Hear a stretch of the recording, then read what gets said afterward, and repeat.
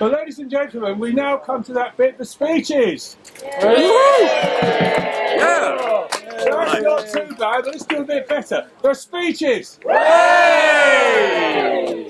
Right now, ladies and gentlemen, traditionally, the first speech and toast is given by the bride's father or a close family friend or relative. On this occasion, pray silence for the father of the bride, Sir Robbie Moore.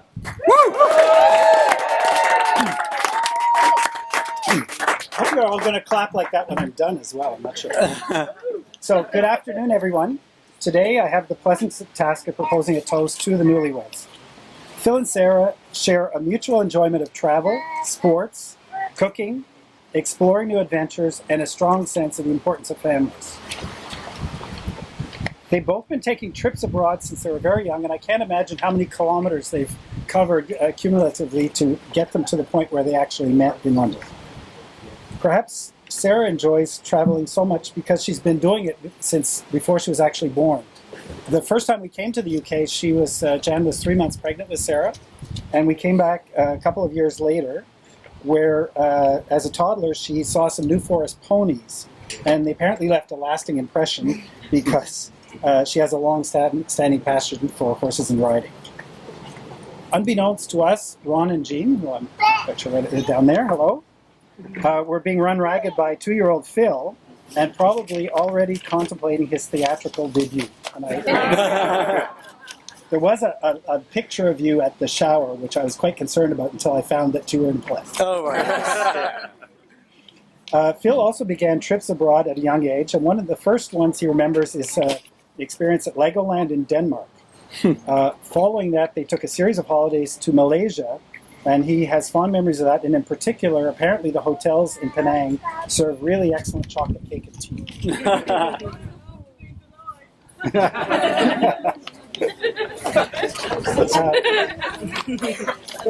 After teaching in Canada and Korea, Sarah landed in London, having secured employment at a school in the East End. She spent her off time continuing her travels, going to France, Spain, Germany, Italy, Russia, really quite a long list of exciting places. Meantime, Phil had decided made a move from his quiet situation with the local council and decided to break out of the routine to work on nuclear submarines. Phil, sorry. Cut that out of the video. He's a spy. Well, there's a whole bit I had in here before about my impression of him going in the back of the sweet shop back through a secret door, but I was told to take it out. Phil, of course, continued visiting foreign shores for baseball tournaments, attending football matches, and, oh yes, the odd casino in Vegas. Oh, yes. With the Olympics on the horizon, Sarah offered her time as a volunteer, realizing a long-held dream to participate in the 2012 Olympics. It was at a party during the Olympics, at least this is what we're talking about. Just before. Just before, okay. That Phil and Sarah first met and quickly realized they were attracted to each other. Of course, Phil's sporting interests were a little off of the Olympic program, but they did reinstate golf this year, and baseball is going to be back in Tokyo in 2020. Start warming up, lads. Phil also does enjoy skiing, of course. In winter on snow, I don't think he's really that keen on the water content. Oh, no, not at all. Yeah. Jan and I were first introduced to Phil in a picturesque square in Venice the last weekend of our holiday. You'd almost think it was a setup so we'd like it.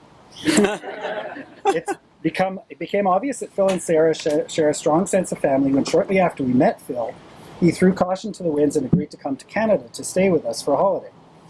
We've actually had the pleasure of having him back several times since then, in spite of a longish bicycle ride I took him on the first time and some pretty poor skiing conditions in the wintertime. Having known Phil now for several years, I can say he really is a nice chap. And I'm a nice chap. You're a nice chap. The love is just amazing. Yes, an aura. And we've enjoyed the odd pint together. Found mutual enjoyment watching Bruce Willis blow things up, which apparently, if you haven't heard the story, was the perfect. Phil chose as the perfect occasion to ask for to inform me that he was going to propose to Sarah. That was done during a commercial break during Die Hard. I don't know. Yippee-ki-yay, Sarah Johnson. And we do appreciate his ever accommodating manner and willingness to put his shoulder to the wheel with obligatory manual labor when he visits us in Canada. And I'm not kidding about that.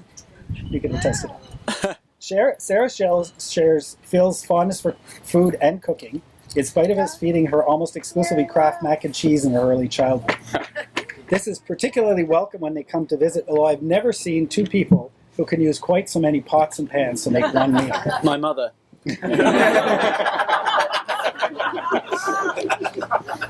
They have also cultivated an interest in each other's sporting interests, with Sarah taking golf lessons. I don't know how that's going, but... From me. Yeah. From me. Probably not well then.